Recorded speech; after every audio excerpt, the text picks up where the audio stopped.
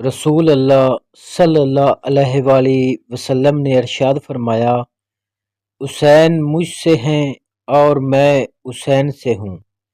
اے اللہ اس شخص سے محبت کرتا ہے جو حسین سے محبت کرتا ہے۔ حسین قبائل میں سے ایک قبیلہ ہیں۔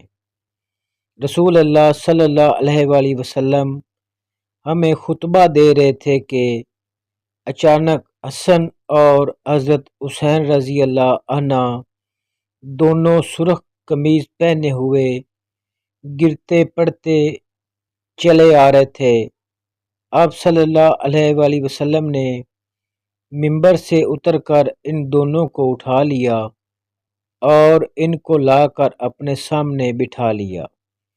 پھر فرمایا، اللہ تعالیٰ نے سچ فرمایا ہے، جس کا ترجمہ ہے تمہارے مال اور تمہاری اولاد تمہارے لیے آزمائش ہے۔